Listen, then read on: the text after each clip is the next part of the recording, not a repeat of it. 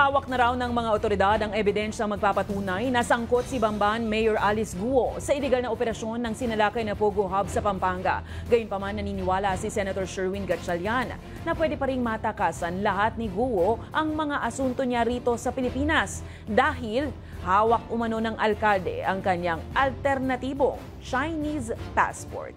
May balitang A to Z si Ian Maghanoy. We will allege that she is part of one criminal organization, just for that matter, that we will file charges against her. Matindi ang pahayag ngayon ng Presidential Anti-Organized Crime Commission laban sa suspendidong alkalde ng Bamban, Tarlac na si Alice Guo. We believe that she remains the beneficial owner of Baohu Land Development, as well as, in fact, we will allege in some of the subsequent cases that we would file that she was not only connected with Baohu, but with the actual operation of the Pogo itself. Even after divesting? Even after divesting. Ang Bamban at saka Porac, ang lagi naming sinasabi, sila po ay dalawang sanga ng iisang puno. Determinado ang ahensya na dalhin ito sa korte, lalo't hawak na raw nila ang ebidensyang nag-uugnay sa kanya sa sinalakay na Pogo Hub sa Pampanga. Naniniwala naman si Senator Win Gatchalian na ang pasaporteng nagngangalang Guo Huaping na nahukay ng Board of Investment at si Alice Guo ay isa lang. Yung kanyang peking birth certificate at dinoktor yung kanyang birth certificate. At idudugtong ko rin to sa Pogo. Siguro, sinasabi nila, marami kasi nagsasabi, Pogo, paano napunta tayo doon? Ito kasi naging daan para bumili ng lupa. No?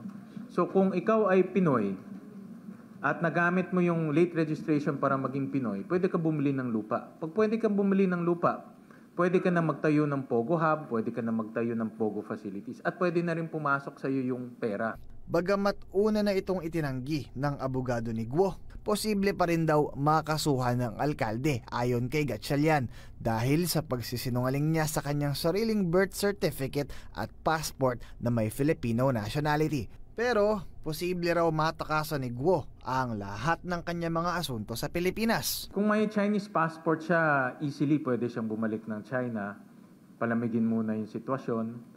Wala tayong magagawa dahil Chinese citizen siya. No? So,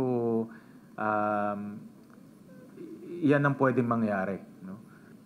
Possible yan. Possible kung talagang nagigipit na siya.